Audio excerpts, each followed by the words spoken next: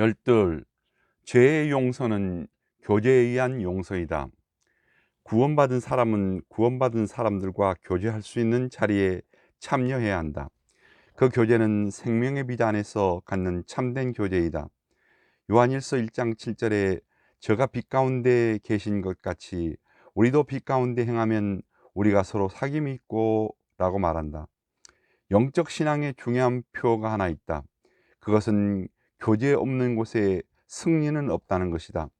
하나님과 우리 사이에 현재적 교제가 있어야 하듯이 형제와 형제 사이에도 서로 용서하는 것이 필요하다.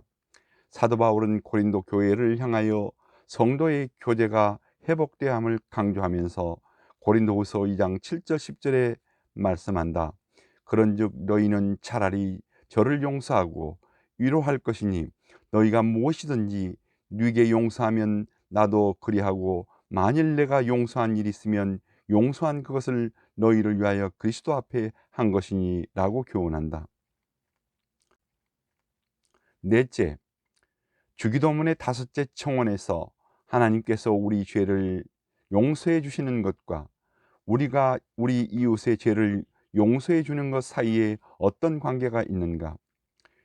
여기서 전자가 앞서느냐 후자가 앞서느냐, 전자가 후자에 의존하느냐 후자가 전자에 의존하느냐 하는 질문이 나온다.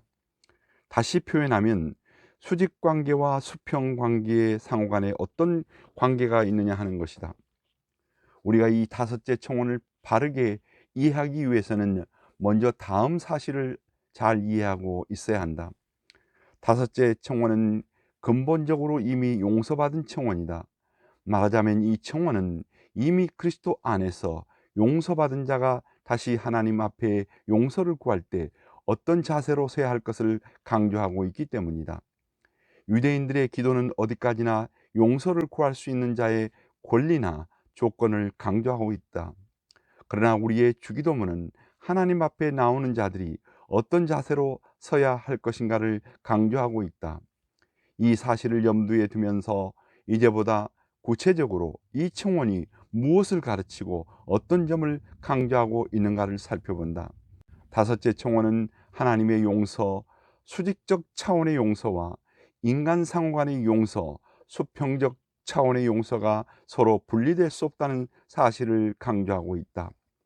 다섯째 청원의 후반부에 우리가 우리에게 죄전자를 사하여 준 것 같이는 하나님께 대한 우리의 죄 용서 청원과 우리 인간 상호간의 용서가 서로 병행을 이루어야 함을 가르쳐 주고 있다.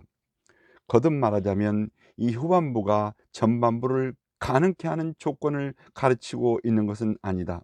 이것은 하나님께 용서를 구하는 자가 어떤 자세로 하나님 앞에 서야 하는가를 가르쳐 주고 있다. 우리는 여기에 대한 가장 좋은 해석을 마태복음 18장 21절 35절에 나타나는 악한 종의 비유에서 찾아볼 수 있다. 이 비유를 통하여 예수님은 첫째, 하나님의 백성들은 본래 임금에게 1만 달란트 빚진 자처럼 하나님에게 그 무엇으로도 갚을 길이 없었던 채무자들인데 하나님의 크신 은혜로 탕감받은 자들임을 강조한다. 둘째, 하나님으로부터 무한한 용서를 받은 자는 자신에게 사소한 빚진 자를 용서함으로 하나님의 용서를 그의 삶을 통해 반사하여야 한다는 사실을 강조한다. 만일 그렇게 하지 않으면 하나님의 무서운 공의의 심판이 그들에게 뒤따른다는 사실을 각각 강조하고 있다. 따라서 신약 교회 성도들은 주기도문의 다섯째 청원을 통하여 자신의 완전한 의와 구원을 깨달아야 한다. 또한 매일매일의 생활이 회개와 용서를 비는 생활이 되도록 해야 한다. 또 한편으로는 하나님의 용서를 자신의 삶을 통해 반사함으로써 그의 주의가 용서받는 세계가 되도록 힘써야 할 것이다. 다섯째, 왜 용서를 구해야 하는가? 하나, 죄를 용서하여 달라는 기도는 모든 기도의 출발이고 신앙생활 성화의 기초이고 일용할 양식을 매일 구하듯 일용할 용서도 매일 구해야 하기 때문이다. 죄라는 단어는 이미 지적한 대로 마태는 빛, 부채, 누가는 빗나가다라는 용어를 사용했다. 다섯째 청혼을 원문의 뜻을 연결시켜 보면 날마다 죄를 탕감하여 주신 것 같이 날마다 우리의 죄도 탕감하여 주옵소서라고 할 수 있다. 알렉산더 맥클라렌은 하나님은 우리로 하여금 빵이 필요하게 만들었고 우리는 우리 자신들로 하여금 날마다 용서를 필요로 하게 만들었다고 말했다. 우리는 육신의 떡에 갈급한 필요를 날마다 가지고 사는 것처럼 내 영혼에 하나님의 용서가 날마다 실현되도록 살아야 한다. 만일 우리가 많은 빵의 필요를 얻었다 할지라도 하나님의 용서를 날마다 받아야 한다.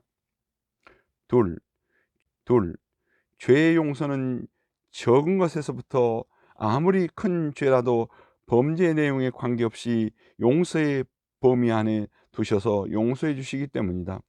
하나님은 우리 죄를 동이서에서 먼 것처럼 죄가를 멀리 옮기셨고 시편 103편 12절, 이사야 1장 18절에 너희의 죄가 주홍 같을지라도 눈과 같이 희어질 것이요 진홍같이 붉을지라도 양털같이 희게 되리라 하셨다.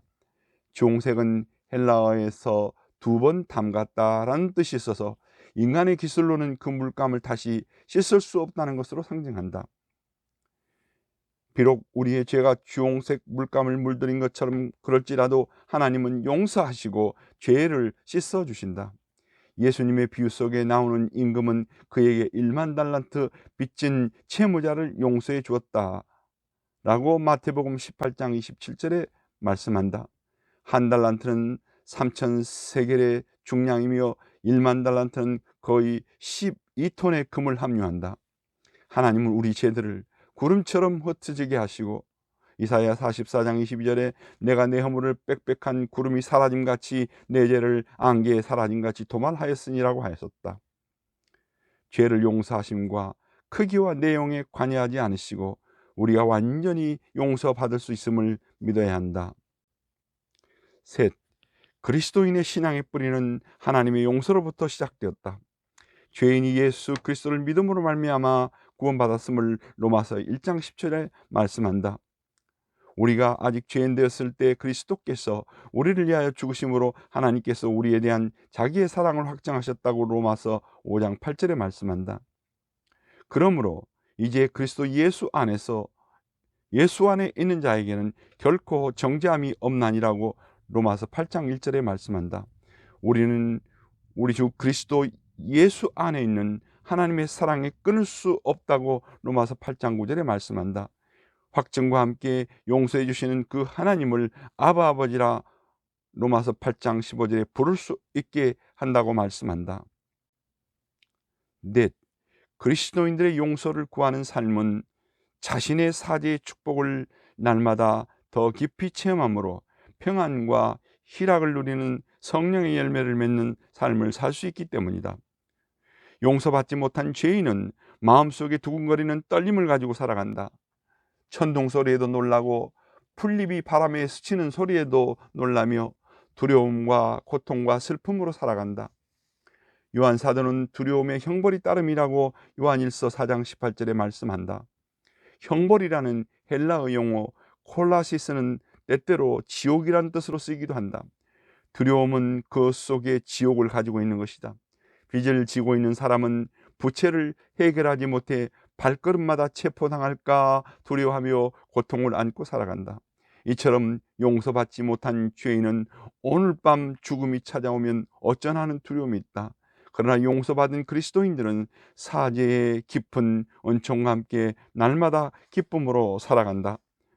다섯, 그리스도인들의 용서를 하지 않고 계속 저주하는 생활을 할 때 자신의 건강과 생활에 손해를 가져오기 때문이다.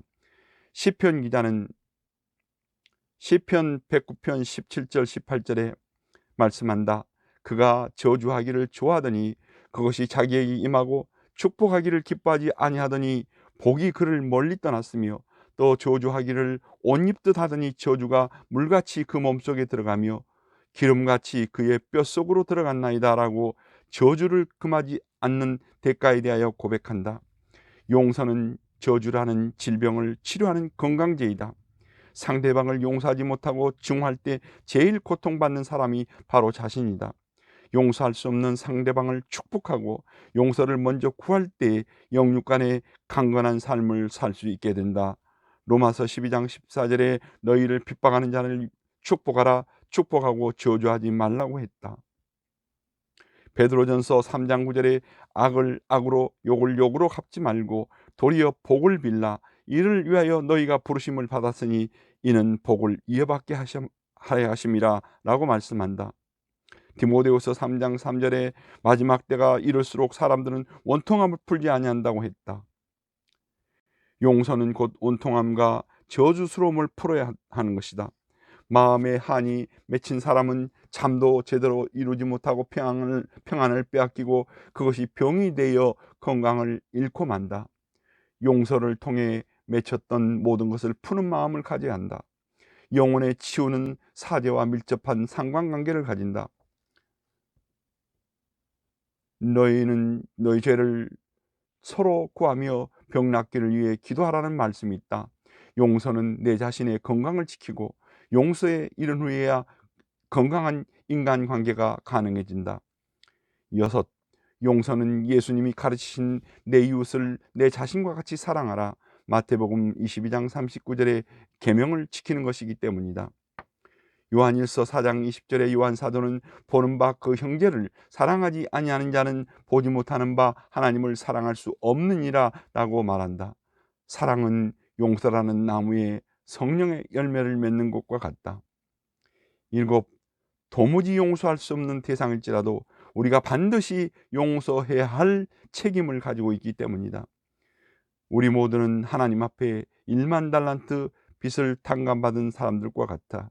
그러므로 100데나리온 빚진 사람을 반드시 용서해야 한다.